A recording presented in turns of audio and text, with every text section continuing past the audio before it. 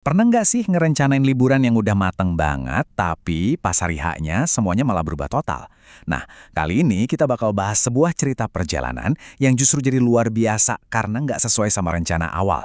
Yuk kita lihat gimana sebuah perubahan dadakan bisa membawa kita ke petualangan dari Kuala Lumpur sampai ke Ipoh. Oke, jadi awalnya tuh ada rencana besar, tur keliling Asia Tenggara selama 6 minggu. Udah kebayang tuh destinasi-destinasi impian kayak Vientiane atau Siem Reap. Tapi ya namanya juga hidup kadang ada aja kendalanya. Tanpa pikir panjang, rencana pun langsung dibanting setir. Dan keputusan spontan inilah yang akhirnya jadi awal dari sebuah petualangan yang sama sekali berbeda. Dan destinasi dadakan itu adalah Ipoh, sebuah kota yang mungkin awalnya nggak ada di daftar sama sekali, tapi diakses lewat pintu gerbang utama Malaysia, yaitu Kuala Lumpur. Nah, disinilah titik awal dari perjalanan yang penuh kejutan ini dimulai. Perhentian pertama, Kuala Lumpur. Para pejalan ini terbang dari Singapura dan Jakarta, lalu ketemuan di tengah-tengah. Tapi, eits, jangan bayangin mereka langsung ke Menara Kembar atau tempat-tempat turis gitu ya. Petualangan mereka justru dimulai di tempat yang jauh lebih otentik.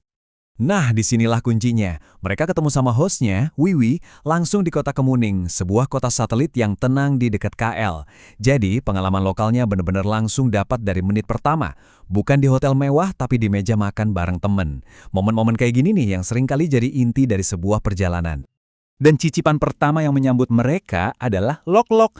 Coba bayangin deh, sate aneka rupa yang kita celupin sendiri ke kuah kaldu panas, dinikmatin santai di pinggir jalan. Wah, ini dia rasa otentik Malaysia yang pertama kali mereka coba.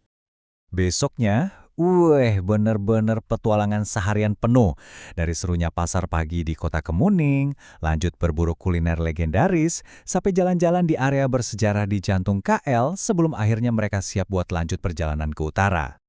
Nah, pas brunch ada satu misi khusus, sengaja datang ke Kota Klang. Tujuannya? Ya apalagi kalau bukan buat nyobain baku teh yang legendaris itu. Sup iga babi dengan kuah rempah yang kaya rasa dan, anget banget di badan. Dan gimana rasanya? Jawabannya singkat, padat, dan jelas. Memang enak. Kadang-kadang, dua kata aja udah cukup banget buat ngegambarin kelezatan sebuah masakan yang begitu ikonik. Setelah nahan dinginnya AC kereta, akhirnya mereka sampai juga di Ipoh. Dan suasananya langsung beda. Begitu check-in di M Boutique Hotel, tempo perjalanan mereka langsung melambat drastis. Dari hiruk-pikuk KL, sekarang beralih ke mode santainya Ipoh.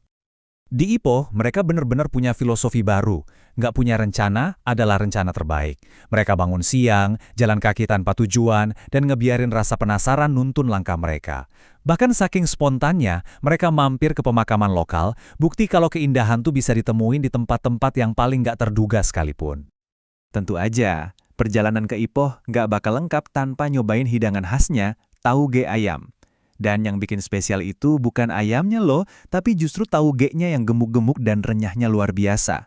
Sensasi rasa yang benar-benar cuma bisa ditemuin di sini. Tapi ternyata ya, puncak dari perjalanan di Ipoh ini bukan soal makanan atau tempat wisatanya. Justru sore itu, perjalanan mereka berubah jadi lebih dalam, menuju sebuah momen yang kayaknya nggak akan terlupakan. 6 jam. Coba deh bayangin, di dunia yang serba cepat ini, kapan terakhir kali kita ngabisin 6 jam cuma buat ngobrol? Ditemenin 2 botol anggur, mereka benar-benar ngelakuin itu. Inilah inti dari ritme santai Ipoh yang mereka rasain. Topiknya pun bukan obrolan biasa. Mereka ngebahas soal persahabatan, makna hidup, filosofi, bahkan sampai film Monty Python. Ini jadi bukti kalau kadang destinasi terbaik dalam sebuah perjalanan itu bukanlah sebuah tempat, melainkan sebuah percakapan. Eits, petualangan di Ipoh belum selesai. Malam terakhir mereka diisi sama sebuah misi, nemuin bar speakeasy tersembunyi yang penuh misteri. Tapi ternyata, nemuin bar ini nggak gampang. Pintunya kekunci, ditelepon nggak diangkat. Mereka udah hampir nyerah. Setelah pindah dari satu bar ke bar lain buat nunggu, tiba-tiba ada email balasan. Harapan muncul lagi, dan mereka pun coba peruntungan sekali lagi. Begitu masuk, rasanya kayak terlempar ke era yang lain. Ruangan remang-remang, koktail klasik, dan suasana yang intim banget. Ini benar-benar jadi penutup yang sempurna buat waktu mereka di Ipoh. Malam itu jadi makin spesial pas mereka ngobrol sama pemiliknya, Alicia Mak. Di tengah kesibukannya ngeracik minuman, dia cerita soal mimpinya yang suatu hari nanti pengen jadi seniman jalanan. Sebuah pengingat kalau setiap orang itu punya ceritanya masing-masing. Malam itu bukan cuma soal minum-minum, rasanya surreal banget.